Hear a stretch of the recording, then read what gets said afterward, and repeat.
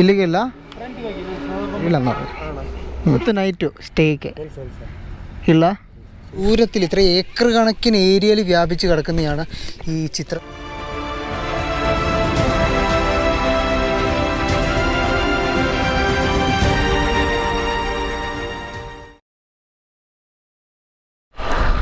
എല്ലാവർക്കും നമസ്കാരം. നമ്മുടെ പുതിയൊരു എപ്പിസോഡിലേക്ക് സ്വാഗതം. നമ്മളങ്ങനെ കഴിഞ്ഞ എപ്പിസോഡിൽ നമ്മൾ റാഗി പറിക്കുന്ന കാഴ്ചകളൊക്കെ കണ്ടു. അത് കഴിഞ്ഞിട്ട് ഞങ്ങൾ നേരെ ഹംപി റൂട്ടിലാണ്, ഹംപിക്ക് പോയിക്കൊണ്ടിരിക്കുകയാണ്. ഫസ്റ്റ് നമ്മളിന്ന് എത്താൻ പോകുന്നത് ചിത്രദുർഗയാണ്. ചിത്രദുർഗയിൽ പോയി അവിടുത്തെ ചിത്രദുർഗ ഫോർട്ടിൻ്റെ കാഴ്ചകളും പിന്നെ ഹംപി പോകുന്ന വഴിയിലുള്ള ഇതുപോലുള്ള അൺഎക്സ്പെക്റ്റഡ് ആയിട്ടുള്ള സ്ഥലങ്ങളിലെ കാഴ്ചകളൊക്കെ ആയിരിക്കും ഇന്നത്തെ എപ്പിസോഡിലുണ്ടാവുക. അപ്പോൾ നമുക്ക് നേരെ ഹംപി, ചലോ ഹംപി ഹംപി ഹംപി. നമ്മൾ ഓൺ ദ വേ ചിത്രദുർഗയുടെ വഴിയിലാണ്. ഇപ്പം രണ്ട് സൈഡിലും ഫുള്ള് ആൽമരങ്ങളും കാര്യങ്ങളും കൃഷിയിടങ്ങളും ഒക്കെ ആയിട്ടാണ് പോകുന്നത്. നല്ല തണുത്ത കാലാവസ്ഥയാണ്, നല്ല തണുത്ത കാറ്റ് വീശിയടിക്കുന്നുണ്ട്, മേലെ സൂര്യനുണ്ട്. അപ്പോൾ നമുക്ക് ആ ഒരു സൂര്യൻ്റെ ചൂടൊന്നും ഒട്ടും ഫീൽ ചെയ്യത്തില്ല. കിടിലൻ ക്ലൈമറ്റ്.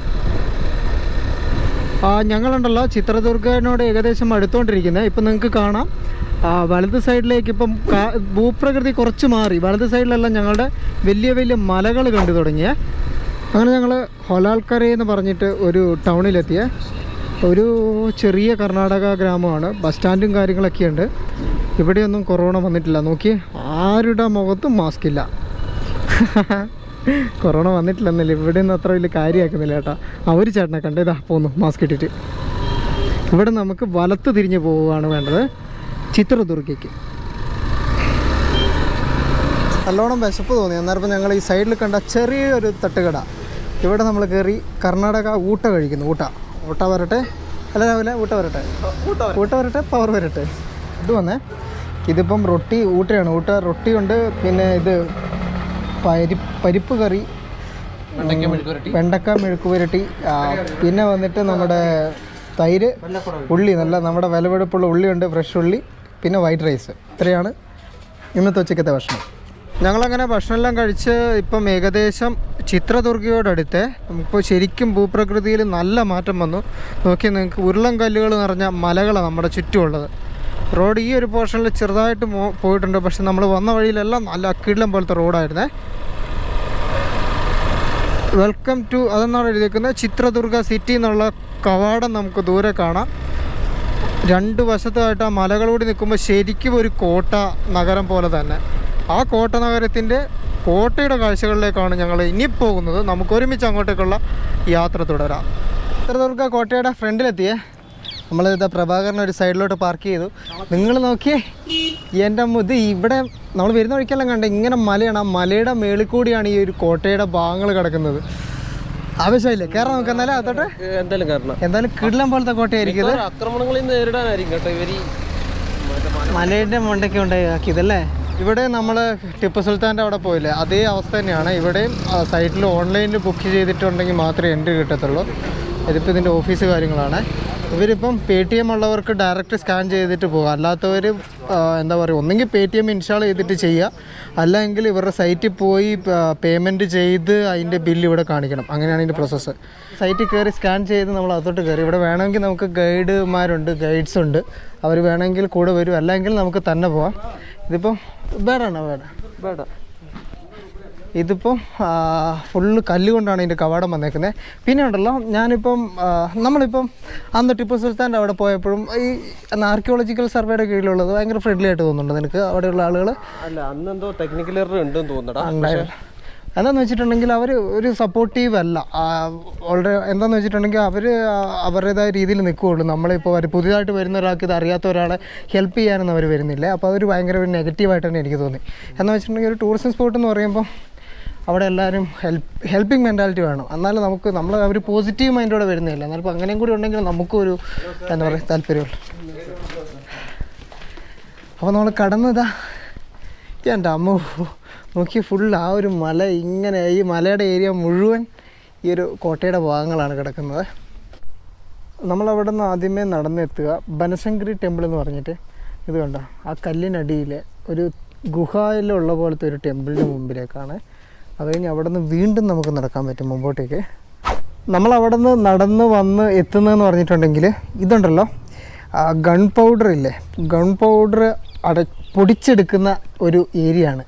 അതിപ്പോൾ ഈ കല്ലിലൊക്കെ വെച്ചിട്ടാണ് മൃഗങ്ങളെ യൂസ് ചെയ്തിട്ട് പൊടിച്ചെടുക്കുന്നത്. ഗൺ പൗഡർ ഇതിൻ്റെ ഉള്ളിടും, എന്നിട്ട് ഇത് റൊട്ടേറ്റ് ചെയ്യിക്കും. നമ്മൾ ഈ അരയ്ക്കുന്ന പരിപാടിയില്ല, അരിമാവൊക്കെ സെയിം പരിപാടി. എന്നിട്ട് അടിയിൽ നിന്ന് കോരി കോരി എടുക്കും. ഓക്കെ, എന്നിട്ട് ഇതാണ്. അപ്പം ഇത് പൊട്ടൂല? അതാണ് ചോദ്യം. അതിലെന്തെങ്കിലും വേറെ മെക്കാനിക്കൽ പരമായ കാര്യങ്ങളും ഉണ്ടാവുമായിരിക്കും അല്ലേ?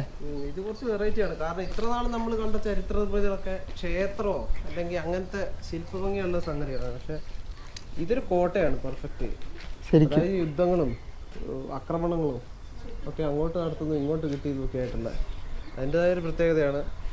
ഇവിടെ ആ യുദ്ധതന്ത്രങ്ങൾക്കും മുറയ്ക്കൾക്കും ഉള്ള ഉപകരണങ്ങളും കൂടി സജ്ജീകരിച്ചിട്ടുണ്ട്. അപ്പോൾ ഇവിടെ മെയിനായിട്ട് പ്രശ്നങ്ങൾ നടന്നുകൊണ്ടിരുന്നത് ഒന്ന് ഹൊയ്സാല രാജവംശവും വിജയനഗര രാജവംശവും തമ്മിലായിരുന്നു. അവർ തമ്മിലുള്ള കുടിപ്പകകളും കാര്യങ്ങളൊക്കെ ഉണ്ടായിരുന്നു.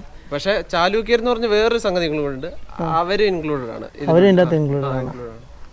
ഓക്കെ, ഈ ചരിത്രമൊന്നും ഈ മൂന്ന് സാമ്രാജ്യങ്ങളുടെ കാലഘട്ടത്തിലിടയ്ക്ക് എപ്പോഴോ ആണ് ഇത് വണിഞ്ഞിട്ടുള്ളതെന്നാണ് ചരിത്രം പറയുന്നത്. ഇതിപ്പോൾ ഈ ഒരു കോട്ടയുടെ, ഈ വലിയൊരു കോട്ടയുടെ ചെറിയൊരു ഭാഗം മാത്രമാണ്. ഫസ്റ്റ് പോയിന്റ് നമ്മൾ എത്തിയതുള്ളൂ. ടെമ്പിളും കഴിഞ്ഞു, പിന്നെ ഈ വെടിമരുന്ന് അരയ്ക്കുന്ന ഈ സ്ഥലത്തും എത്തി. ഇനിയിപ്പം കാഴ്ചകൾ ഒരുപാടുണ്ട്, നമുക്ക് മേലോട്ട് നടന്നു കയറാൻ. ഇത് ഓയിൽ ടാങ്കാണ്, അതായത് ഇവർ പന്തമെല്ലാം കത്തിക്കാൻ വേണ്ടിയിട്ടുള്ള ഓയിൽ കീപ്പ് ചെയ്തിരുന്ന ഇതിൻ്റെ അകത്തും. പിന്നെ ഇതാ ഇവിടെയുണ്ട് ടാങ്ക്, ഇവിടെയൊക്കെ ആയിട്ടായിരുന്നു. ഇതെന്ന് പറഞ്ഞിട്ടുണ്ടെങ്കിൽ ഒരു കല്ല് അതുപോലെ തന്നെ കൊത്തിയെടുത്തേക്കുന്നതാണ്. എന്തല്ലേ ഈ ഇന്നലെ ഹൊയ്സാല കണ്ടു. ഹൊയ്സാലിൻ്റെ ഇടയ്ക്ക് തന്നെ നമ്മൾ വിജയനഗര എംപയറിനെ കുറിച്ചും പറഞ്ഞായിരുന്നു. ഇപ്പോൾ ഒരു ടീമും കൂടെ വരുവാണ്, ചാലൂക്യര്. ഓക്കെ, ആരാന്ന് ചോദിക്കരുത്. ഇവരൊക്കെ പല കാലഘട്ടങ്ങളിൽ നമ്മളെ ഭരിച്ചോ നശിപ്പിച്ചോ ഒക്കെ പോയവരാണ്. അപ്പം ദക്ഷിണേന്ത്യയിൽ പ്രത്യേകിച്ചും ഇവരുടെ സാന്നിധ്യം ആ കാലയളവിലുണ്ടായിരുന്നു. ഏത് കാര്യം വരെ കറക്റ്റ് ഒരേ പൊളി. അപ്പോൾ ബ്രിട്ടീഷുകാർ വരുന്നവരെ ഇവർ പലപ്പോഴായിട്ടുണ്ടായിരുന്നു. ഇവരുടെ ഏതോ കാലഘട്ടത്തിൻ്റെ ഇടയ്ക്ക് 18ാം സെഞ്ചുറി BC ആയിരിക്കും, സ്വാഭാവികമായിട്ടും BC ആണല്ലോ, ഇടയ്ക്കാണ് ഈ കോട്ട നിർമ്മിച്ചിട്ടുള്ളത്. ഇപ്പം നമ്മൾ പറഞ്ഞു 15നും 18 നൂറ്റാണ്ടുകൾക്കിടയിലാണ് ഈ കോട്ട നിർമ്മിച്ചിട്ടുള്ളതെന്ന്. കോട്ട നിർമ്മിച്ചു കഴിഞ്ഞാൽ പിന്നെ അടുത്ത പരിപാടി എന്തായിരിക്കും? കോട്ട പൊളിക്കണം. കറക്റ്റ്, നീ ചരിത്രം പഠിച്ചിരിക്കുന്നു. ഒന്നെങ്കിൽ കോട്ട പൊളിക്കുക, അല്ലെ കോട്ട പിടിച്ചെടുക്കുക. അപ്പോൾ പണി തുടങ്ങി 1779 മൈസൂർ രാജാവ് ഹൈദർ അലി എന്നാണ് ചങ്ങായിൻ്റെ പേര്. ഈ ഹൈദർ അലി എന്ന് അറിഞ്ഞില്ലേലും പുള്ളിയുടെ മകനെ അറിയും, ടിപ്പു. ടിപ്പുവിൻ്റെ അച്ഛൻ. അപ്പോൾ ടിപ്പുവിൻ്റെ അച്ഛൻ ഈ കോട്ട ഹൈദർ അലി ഈ കോട്ട പിടിച്ചെടുക്കുകയും അതിനുശേഷം അത് സ്വാഭാവികമായിട്ടും ടിപ്പുവിലേക്ക് വരികയും ടിപ്പുവിൽ നിന്ന് ബ്രിട്ടീഷുകാർ കൈക്കലാക്കുകയും ചെയ്തു. അങ്ങനെയാണ് പിടിച്ചെടുക്കലിൻ്റെ ഈ കോട്ടയുടെ ചരിത്രം തുടരുന്നത്. ടിപ്പുവിൻ്റെ അടുത്ത് നിന്ന് ബ്രിട്ടീഷുകാരെ പിടിച്ചെടുത്തു. അതെ. പിന്നെ അളിയ, ഇതിനുള്ളിൽ ഇതിഹാസത്തിന് ഒരു ചെറിയ പങ്കുണ്ട്. ഇത് മഹാഭാരതത്തിൽ ഹിഡുമ്പൻ്റെ വാസസ്ഥലം എന്നും പറഞ്ഞു വെക്കുന്നുണ്ട്. ഇതോ? ഇത്. അപ്പോൾ ആ ഒരു സമയത്ത് ഈ കോട്ട നിർമ്മിച്ചിട്ടുണ്ടായിരുന്നു. പറയുന്നവർക്ക് എന്തും പറയാലോ. അങ്ങനെ. ഓക്കെ, ഹൊയ്സാലക്കാരുടെയും വിജയനഗരക്കാരുടെയും കാര്യം. അതിനൊപ്പം തന്നെ അശോക ചക്രവർത്തിയുടെ മൗര്യ സാമ്രാജ്യത്തിലേക്കും വിരൽ ചൂണ്ടുന്ന നേരെ ലിഖിതങ്ങൾ ഇവിടുന്ന് കിട്ടിയിട്ടുണ്ട്. അതായത് അതെ, അത് എന്താണെന്ന് ചോദിച്ചിട്ടുണ്ടെങ്കിൽ ഞാനത് ലിഖിതം കണ്ടെടുത്തിട്ടുണ്ട്, നീ അത് മനസ്സിലാക്കിയാൽ മതി. തൽക്കാലം കണ്ടെടുത്തിട്ടുണ്ടല്ലോ. അപ്പോൾ അതൊരു അത്ഭുതമാണ്. കാരണം എങ്ങനെ അശോകൻ്റെ സാമ്രാജ്യം ദക്ഷിണേന്ത്യയിലേക്ക് വന്നിട്ടുണ്ടോ? അശോക ചക്രം ആണ്ടല്ലോ, എനിക്കത് അവിടുത്തെ ആ ഒരു വലിയ സ്തൂപില്ലേ, തൂണില്ലേ, ഓക്കെ, ആ തൂണ് കണ്ടപ്പോൾ എനിക്ക് മറ്റേ അശോക സ്തംഭം പോലെ തോന്നിയിരുന്നു കേട്ടോ. കാര്യമായിട്ട് അല്ല, അതറിയത്തില്ല. എന്തായാലും അത് ദക്ഷിണേന്ത്യയിലേക്ക് വന്നിട്ടുണ്ടോ എന്നത് അടിയിൽ ആൾക്കാർ കമൻറ്റ് ചെയ്യട്ടല്ലേ. നമ്മളത്ര ചരിത്ര കുതുകികളല്ലല്ലോ. അപ്പോൾ എന്തായാലും അത്തരം ലിഖിതങ്ങളും കൂടി ഇവിടുന്ന് കണ്ടെത്തിയിട്ടുണ്ട്. ഓ, ഇതെല്ലാം മലയല്ലേ ഇത്? ഫുള്ള് പാറ. കോട്ട എന്ന് വെച്ചാൽ എജ്ജാതി കോട്ട. കിലോമീറ്റേഴ്സ് ആൻഡ് കിലോമീറ്റേഴ്സ് കോട്ടയാണ്. ചെന്ന് കയറാൻ പോകുന്നത് ഹിഡിംബീശ്വര ടെമ്പിളിലേക്കാണ്. ഇതിപ്പം ഇതിൻ്റെ പുറത്ത് തന്നെ പറയുന്നുണ്ട്, ഇത് എന്താ പറയുക, റിലീജിയസ് ആയിട്ടോ അല്ലെങ്കിൽ അതിനുവേണ്ടി മാത്രം ഒതുങ്ങി നിൽക്കുന്നതല്ല, ആളുകളുടെ എൻ്റർടൈൻമെൻറ്റിന് വേണ്ടിയിട്ടുള്ള കാര്യങ്ങളും ഇവിടെ ഉണ്ടായിരുന്നു. മെയിനായിട്ടും മറ്റേ നമ്മുടെ എന്ത് ഗെയിമായിരുന്നത്? നിര കളിക്കുന്നില്ല, നിര കളിക്കുന്ന ഗെയിം, കല്ലുകി വെച്ച് കളിക്കുന്ന ഗെയിം കാര്യങ്ങളൊക്കെ ഉണ്ടായിരുന്നു. അപ്പോൾ കോട്ടയിലേക്ക് കയറാൻ വേണ്ടി എണ്ണി തീർന്നിട്ടില്ല എന്നാണ് പറയുന്നത്. കിട്ടിയിട്ടുള്ളത് ഏകദേശം മുമ്പിൽ തന്നെ ഒരു 19 പ്രവേശന കവാടങ്ങൾ ഉണ്ടെന്നാണ് ഇതിന്. എത്രയും പ്രവേശന കവാടമുണ്ട്? അതെ, അതായത് ഫ്രണ്ട് വശത്ത് തന്നെ, നമ്മളിപ്പോൾ കയറി വന്ന വശത്ത് തന്നെ. ഇപ്പം ഈ മലയുടെ പുറയിൽ എത്ര എണ്ണം ഉണ്ടെന്ന് ആർക്കറിയാം. അതിൽ തന്നെ 4 എണ്ണം ഒളി സങ്കേതങ്ങളാണ്. അതായത് വളരെ രഹസ്യമായിട്ട് പുറത്തേക്ക് വരാനോ അകത്തേക്ക് പോകാനോ ഉള്ളത്. കോട്ടയാണല്ലോ സ്വാഭാവികമായിട്ടും. പിന്നെ 35 രഹസ്യ അറകൾ. നമ്മളങ്ങനെ കയറി ഇതിൻ്റെ ഒരു പീക്കിൻ്റെ ഒരു മലയുടെ ഹൈറ്റിലെത്തി. അന്നേരം നിങ്ങൾക്ക് കാണാം അങ്ങ് ദൂരെയായിട്ട് അവിടെയൊക്കെ ആയിട്ട് ഏറ്റവും ഹൈറ്റുള്ള പീക്ക് ഇത് അവിടെയാണ്. അപ്പം ഇത്രയും ദൂരത്തിൽ ഇത്രയും ഏക്കർ കണക്കിന് ഏരിയയിൽ വ്യാപിച്ച് കിടക്കുന്നതാണ് ഈ ചിത്രദുർഗ ഫോർട്ട് എന്ന് പറയുന്നത്. ഇവിടെ നിന്ന് കാണുമ്പോൾ തന്നെ ഈ ഫോർട്ടിൻ്റെ ഒരു ബാഹുല്യം നിങ്ങൾക്ക് മനസ്സിലാവും. ഇവിടെ പഴയ കാലത്തിൻ്റെ നിർമ്മിതിയാണെങ്കിൽ നിങ്ങൾ ഇവിടെ നിന്ന് ഈ ഒരു സൈഡിൽ നിന്ന് അങ്ങോട്ടേക്ക് നോക്കുമ്പോൾ പുതിയ കാലത്തിൻ്റെ ചിത്രദുർഗേനെ നമുക്ക് ഇവിടെ കാണാൻ പറ്റും. അതിൽ മെയിനായിട്ട് നമുക്ക് കാണാൻ പറ്റുന്നൊരു കാര്യം എന്ന് പറഞ്ഞിട്ടുണ്ടെങ്കിൽ അത്യാധുനിക കാലഘട്ടം. ഇത് കണ്ടോ നിങ്ങൾ, ഫുള്ള് മല, നമ്മൾ കാണുന്ന ചുറ്റുമുള്ള മലയിൽ മുഴുവൻ വിൻഡ്മിൽസാണ്. അതിരുപോലെ ഇങ്ങനെ എല്ലാ മലയുടെ പൊക്കത്തുമുണ്ട് വിൻഡ്മിൽസ്. അതിൻ്റെ താഴെയായിട്ട് ചിത്രദുർഗ നഗരമാണ് ഇങ്ങനെ കാണുന്നത്. എന്തല്ലേ കിടലിനല്ലേ അല്ലേ?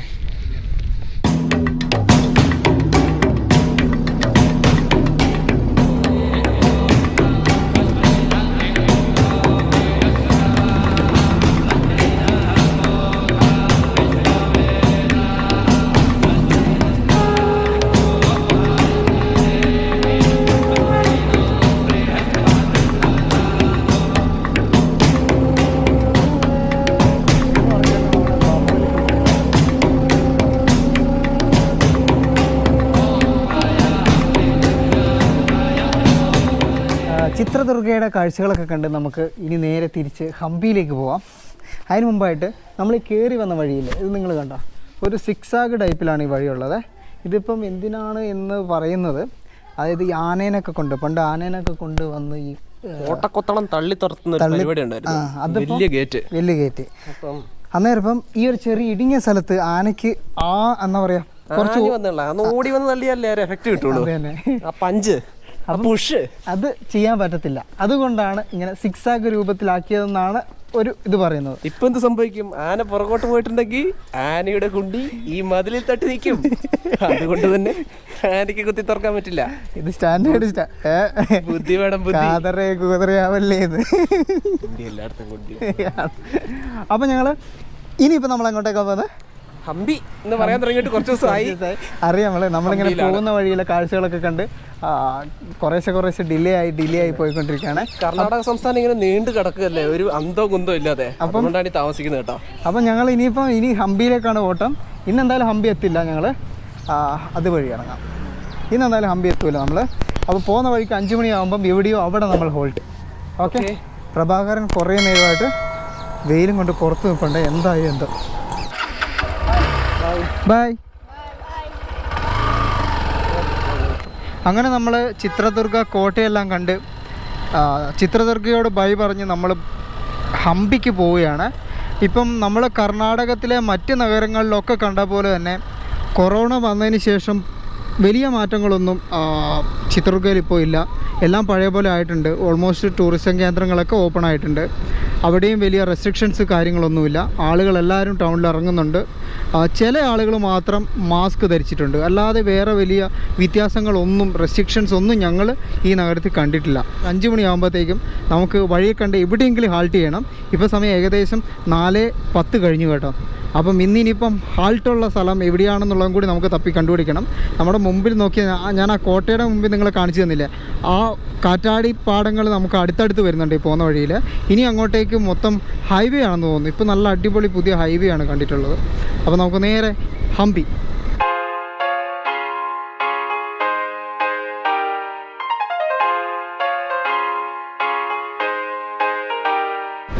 ഇന്നും നമുക്ക് പെട്രോൾ പമ്പിൽ കിടന്നുറങ്ങണം. പറ്റിയെങ്കിൽ വേറെ വല്ല ഹബ്ബയോ എന്തെങ്കിലും ഉണ്ടോ നോക്കണം. ഇപ്പോൾ കിടക്കാനുള്ള കിടപ്പാടം ഇനിയിപ്പോൾ ഇന്ന് വൈകുന്നേരത്തെ കിടപ്പാടം ഏതാണെന്നുള്ളത് നമുക്ക് തപ്പി കണ്ടുപിടിക്കേണ്ടിയിരിക്കുന്നു. കാരണം സമയം ഏകദേശം 5 മണിയോട് അടുത്തിരിക്കുന്നു.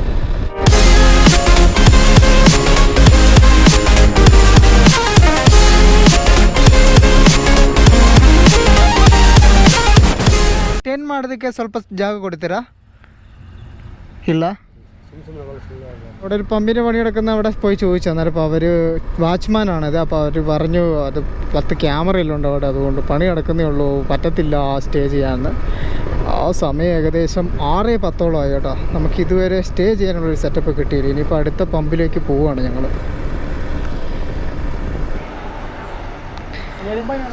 ಸ್ಟೇಗೆ 10 ಮಾಡೋದಕ್ಕೆ ಸ್ವಲ್ಪ ಜಾಗ ಕೊಡ್ತೀರಾ?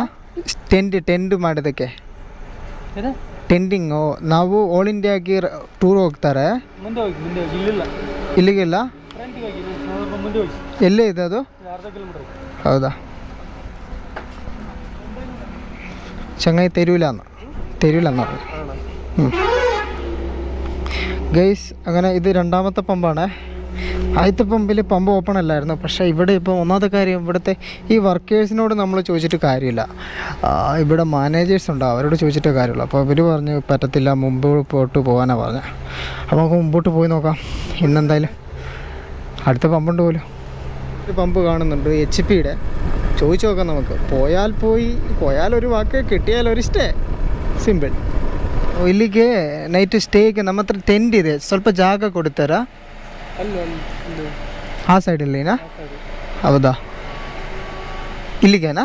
ಈ ಸೈಡಲ್ಲಿನಾ? ಅಲ್ಲಿಗೇನಾ? ಹಾಂ, ಓಕೆ, ಆಯ್ತು. ഹൗ, പെർമിഷൻ കിട്ടി. അവർ പറഞ്ഞാൽ ലോറിയുടെ അപ്പുറം വണ്ടി വെച്ചിട്ട് അവിടെ അടിച്ചോളാൻ പറഞ്ഞു. എന്നാൽ വണ്ടി അങ്ങോട്ടേക്ക് എടുക്കല്ലേ?